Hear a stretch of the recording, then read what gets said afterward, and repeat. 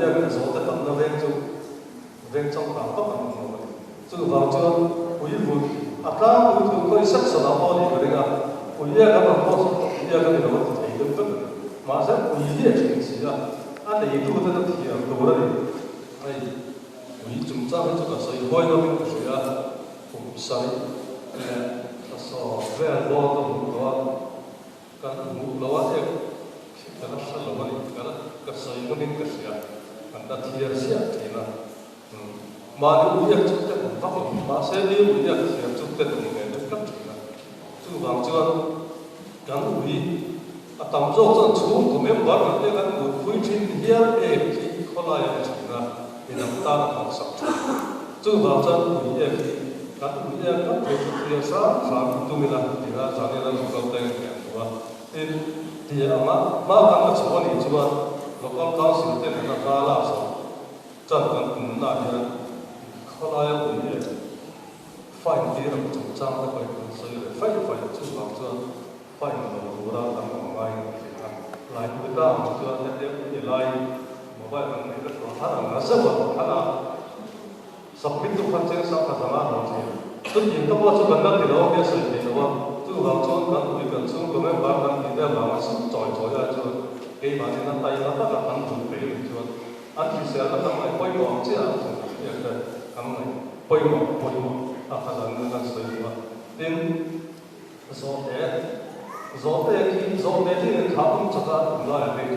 啱啱就做翻面，可以嘅貓講話，是本身。後來咧就講嘅人，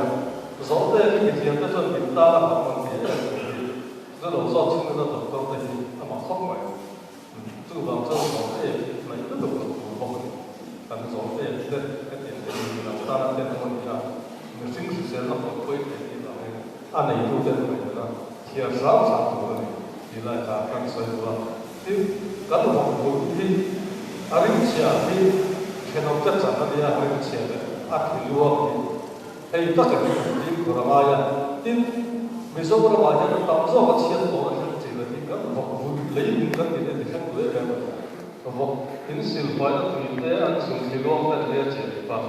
ข้าไม่ตกแต่เสียทีนะไม่ยิงกองทั้งละ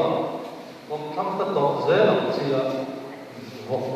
หกสิ่งเนี่ยที่สองสองของเราที่เราต้องมีกันประเทศก็สวยแล้วก็มีน้ำแต่กรีนนั้นที่จับตัวไว้ในโอ้ดีเลยจะต้องมีทำในตัวเก่งทักเสียอัจฉริยะเสียเวงสูงกับภาษาคุยกันสิ่งที่จะตามเราสมัยเป็นตัวกันนี่เดี๋ยวอะไรก็สมัยใช้กันเสียซึ่งให้ถูกไล่อ่านกันตัวอาการที่เราที่เราคุ้มกันคนละอย่างอาศัยจะรักคบไหมอาแบบเราจะถูกมาอาร์มันจะว่าคุ้มกันอาร์ดูอาจจะดีไหมอาจจะว่าคุยเรื่องเสียเนี่ยอะไรคุยเลยอาจจะเรื่องเสียคุยที่เช่นน้องแต่กันคุยที่เนี่ยเช่นน้องแต่ด้านนั้นน้องเช่นน้องแต่จะไปที่เราคุยเราเนี่ยเทียบที่ไรจะมาเรียนกันเรื่องของตาเสียอาร์ดูคุยจะฟังเป็นน้องแต่ด้านนั้นเราสอนกันตู้เนี่ยกันเสียตัวเนี่ยเป็นน้องตานะ